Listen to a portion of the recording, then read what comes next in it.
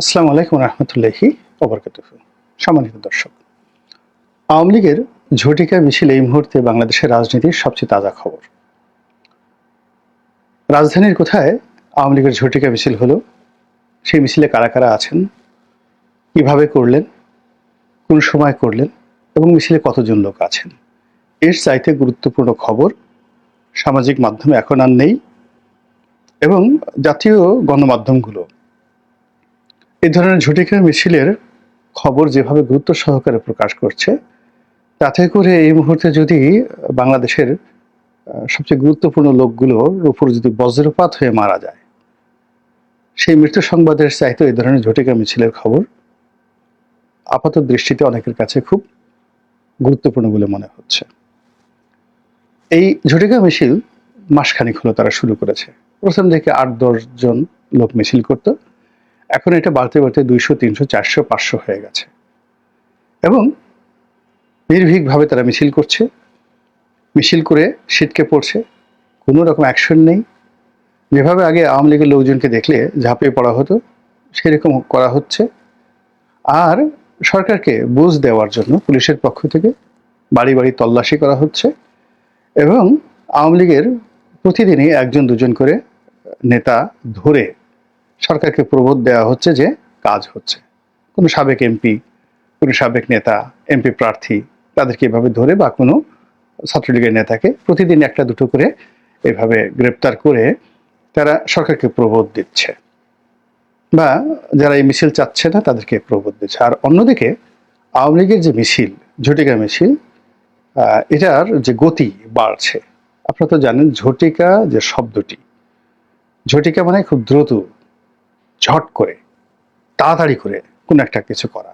ঝটিকা মিছিল বলতেই বোঝায় যেটা কোনো দীর্ঘমেয়াদী ঘটনা নয়, এটি ৩০ সেকেন্ডের জন্য হতে পারে। আর ঝটিকার সঙ্গে সবচেয়ে বেশি যে জিনিসটি দরকার সেটা হলো ঝড়, ঝড়ের গতিতে। আর ঝড়ের মধ্যে বাংলাদেশে যে ঝড়টি সবচেয়ে প্রলয়ঙ্করী সেটা হলো কালবৈশাখী।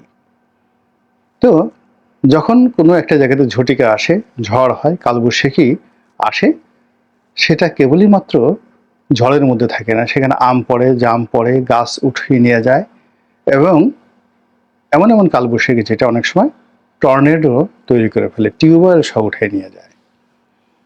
তো আপনি যদি টিউবওয়েল না হয়ে ওখানে একজন মানুষ থাকে, তাকে যে সেই টর্নেডো কোথায় উড়িয়ে নিয়ে, দেখা গেল যে ঢাকা শহর থেকে আপনাকে উড়িয়ে নিয়ে কুড়িগ্রামে পাঠিয়ে দিয়েছে, কোনো মন্দিরে আপনাকে বসিয়ে দিয়েছে, অথবা আপনাকে ভারতের সেই বহু দূরে আপনাকে পৌঁছে দেওয়া হয়েছে, অথবা সুন্দরবন একটা বাঘের যে ঘর, সেই ঘরের মধ্যে আপনাকে পৌঁছে দিয়েছে। ঘূর্ণিঝড় এমন একটা জিনিস, টর্নেডো এরকম একটা ভয়াবহ জিনিস।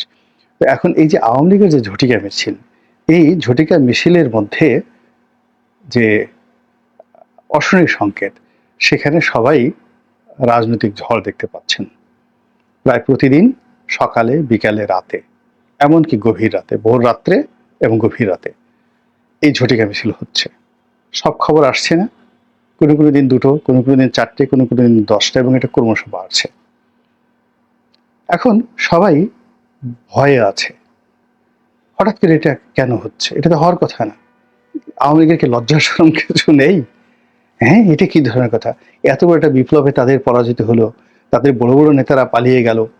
তো সেখানে সর্বত মানুষ ১ বছর নীরব থাকে, এর মধ্যে তারা এখন মিছিল করছে। এর চেয়ে বেহায়া, এর চেয়ে নির্লজ্জ কোনো রাজনৈতিক দল হতে পারে? দুর্বল যারা আছে তারা এই কথা বলছেন। আর এক পক্ষে বলার চেষ্টা করছে এটা কি ধরনের কথা, এখানে তারা মিছিল করছে, দৌড়াদৌড়ি করছে। ওদিকে আওয়ামী লীগের যারা নেতা বিদেশে, তারা স্যুট পরে, কোট পরে, তারপরে শেষে তারা বিয়ের অনুষ্ঠানে এসে পোলাও, কুরমা, বিরিয়ানি এগুলো খাচ্ছে। এরা কি মানুষ নাকি আওয়ামী লীগ? ছি ছি ছি ছি ছি, এইভাবে হয়? এরকম একটা কথা আছে।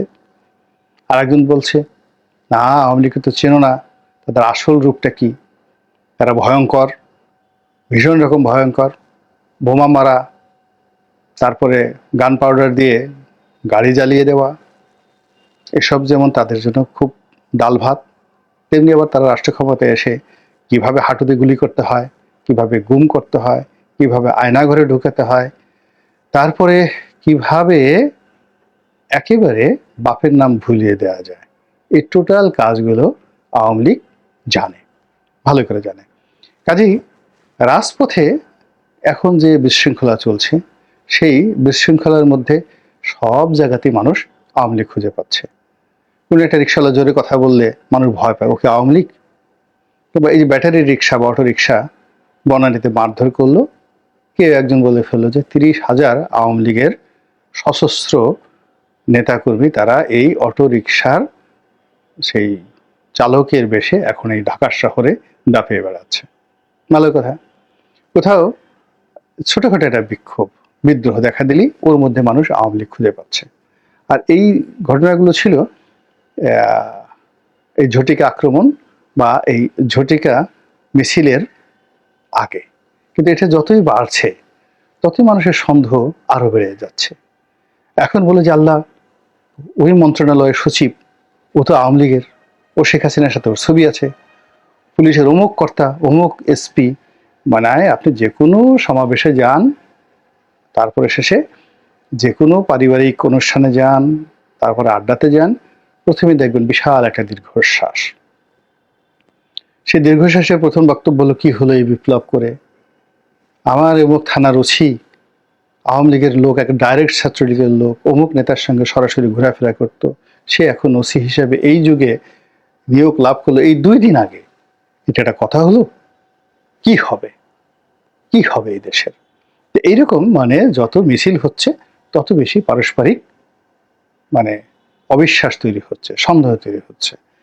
এখন বিএনপির মধ্যে আওয়ামী লীগের প্রতিচ্ছায়া দেখা যাচ্ছে, বিএনপির মধ্যে ভারতের প্রতিচ্ছায়া দেখা যাচ্ছে। এটা কিন্তু সন্দেহ থেকে, অবিশ্বাস থেকে, এই আওয়ামী লীগের ভয় থেকে মানুষ বিএনপিকে বা বিএনপির যারা নেতা রয়েছেন তাদেরকে ভারতের দালাল ট্যাগ দেওয়ার সুযোগ পাচ্ছে। এটা ভয় থেকে, আতঙ্ক থেকে, আদারওয়াইজ অন্য সময় হতো না। এরপরে সরকারের মধ্যে অনেক লোককে, পাওয়ারফুল লোককে তাদেরকে ট্যাগ দেওয়া হচ্ছে, এরা সব ভারতের দালাল, একদম ছবি একে একে। এবং সবচেয়ে আশ্চর্যের ব্যাপার হলো যে যে 2জন মানুষ মানে মরিয়া প্রমাণ করতে রাজি যে তারা মরে নাই। এর একজন হলেন জনাব পিনাকি ভট্টাচার্য, আর একজন হলেন জনাব আসিফ নজরুল। দুজনই তাদের জীবনের যে উত্থান বা তাদের আজকের যে অবস্থান, সবকিছুর মূলে রয়েছে ভারত বিরোধিতা। এখন এই 2জন লোককে ভারতের দালাল হিসেবে আলটিমেটলি ট্যাগ দেওয়া হয়েছে, এবং এটা বাংলাদেশ থেকে করা হচ্ছে। তাদের চোখ একে, 2 চোখ থেকে রক্ত বেরোচ্ছে, সেখানে ভারত লেখা। ভারতীয় পত্র পত্রিকা, ভারতীয় ইউটিউবার, বাংলাদেশের যারা এই 2জন বিরোধী রয়েছে, সবাই এই 2জনকে ভারতের দালাল বলার চেষ্টা করছে। তো এইভাবে অবিশ্বাস যে পর্যায়ে গেছে, 2 দিন পরে যদি ডক্টর মোহাম্মদ ইউনূসকে বলা হয় ভারতের দালাল, তাহলে এখানে অস্বাভাবিক কিছু আপনি দেখবেন না। এবং এটা হবে এই আওয়ামী লীগের ঝটিকা মিছিল যত বাড়বে ততই। এর মধ্যে যে ঘটনা ঘটে গেছে, এই ঝটিকা মিছিলের কারণে স্বরাষ্ট্র উপদেষ্টা মহোদয় খুবই বিপদে পড়েছেন। তিনি এই মিছিল কেন হচ্ছে পুলিশকে জিজ্ঞাসা করছেন, পুলিশের মধ্যে আবার প্রতিক্রিয়া হচ্ছে। এর কারণ হলো পুলিশ কেন এখন ঝুঁকিতে যাবে তারা? এর কারণ হলো আওয়ামী পুলিশ হয়ে তারা যে দুর্ভোগ দুর্দশার মধ্যে পড়েছে।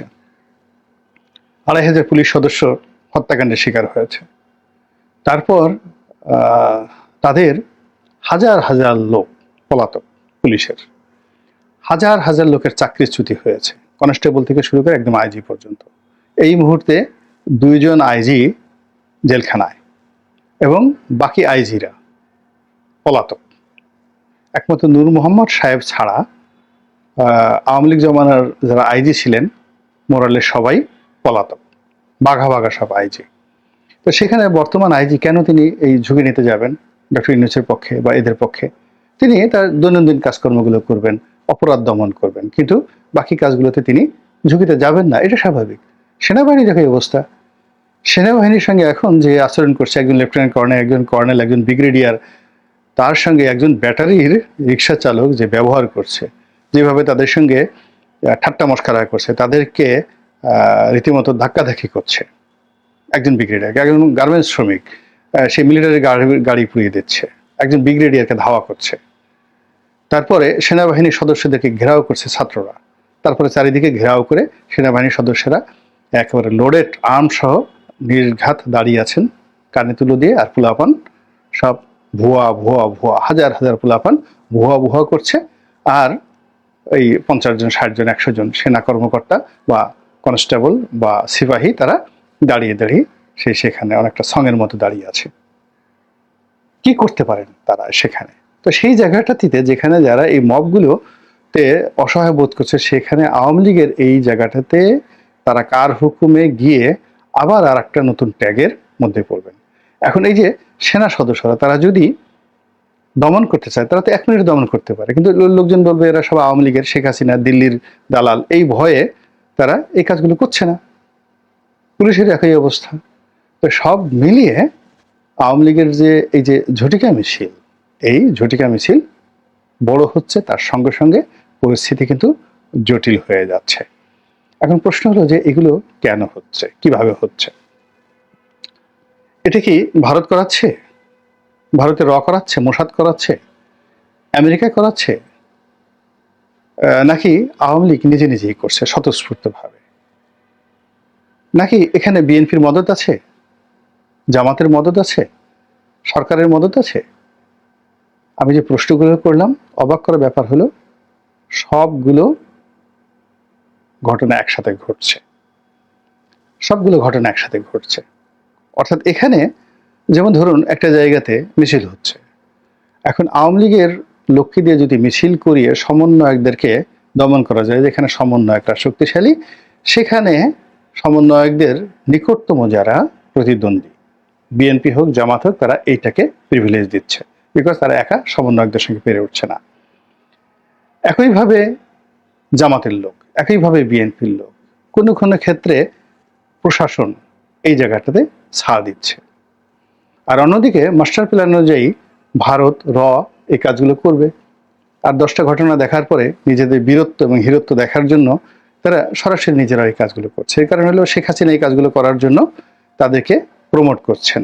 ফলে দেখা গেল একজন একটা ঝটিকা মিছিল করলো, যেটা বিএনপির আমলে হয়েছে, জামাতের আমলে হয়েছে।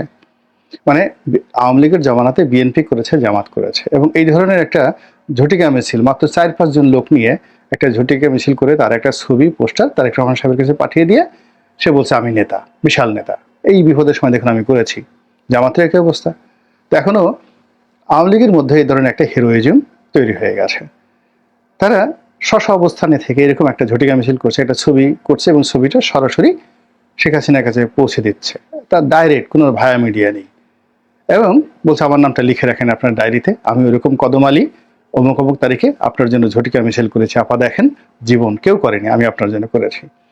তো এরকম রাজনীতির একটা হিরোইজম থাকে, এবং এই হিরোইজমটা টেকনাফ থেকে তেঁতুলিয়া পর্যন্ত যেভাবে মানে বৃদ্ধি পাচ্ছে, গাণিতিক হারে বৃদ্ধি পাচ্ছে, এটি থামবে না, বাড়তে থাকবে। আওয়ামী লীগের অভ্যন্তরীণ হিরোইজম বাইরের যদি কোনোটাতে প্রমোট করে থাকে, তারা মজা পেয়ে গেছে, সফলতা অর্জন করেছে, এবং সফলতা এমন একটা জিনিস, এটি ভাইরাসের মতো বাড়তে থাকে, আর ব্যর্থতা এমন একটা জিনিস, বারবার এটা শুধু ব্যর্থ হতে থাকে। তো এখানে ঝটিকা মিছিল আওয়ামী লীগ সফলতার স্বাদ পেয়ে গেছে। এখানে তাদেরকে একটা নির্মূল না করা পর্যন্ত এই যে সরকারের যে ব্যর্থতা, এটা ঢাকা যাবে না, যেটি এই মুহূর্তে অসম্ভব ব্যাপার। ফলে এই সফলতা দিন দিন বাড়তে থাকবে। আর এই সফলতা যত বাড়বে রাজনীতির অঙ্গনে, তত বেশি জটিল থেকে জটিলতার পরিস্থিতি তৈরি হবে। আর সেই জটিল পরিস্থিতিতে কারো হাত কাঁপবে, কারো ঠ্যাং কাঁপবে, কারো হাঁটু কাঁপবে, কারো হৃদয় কাঁপবে, আবার কেউ আনন্দে জোরে জোরে অট্টহাসি দেবে। বুঝতে তো পারছেন যে এরকম একটা উথাল পাথাল সমুদ্রের ঢেউ আমাদের রাজনৈতিক অঙ্গনকে তোলপাড় করে দিচ্ছে। দেখতে থাকুন, উপভোগ করতে থাকুন, আর ভাবতে থাকুন। আল্লাহ আমাদের সবাইকে হেদায়েত দান করুন। আসসালামু আলাইকুম রহমতুল্লাহি ওয়া বারাকাতুহু। আসসালামু আলাইকুম প্রিয় দর্শক, আশা করি পুরো ভিডিওটি দেখেছেন এবং বুঝতে পেরেছেন। কথা বলেন গোলাম মাওলা রনি, সাবেক সংসদ সদস্য, লেখক এবং জার্নালিস্ট। খুবই গুরুত্বপূর্ণ আলোচনা করলেন। প্রিয় দর্শক, কেমন লাগলো অবশ্যই কমেন্টে জানাবেন। সবাই ভালো থাকবেন, সুস্থ থাকবেন। ভিডিওটি শেষ করছি। আসসালামু আলাইকুম।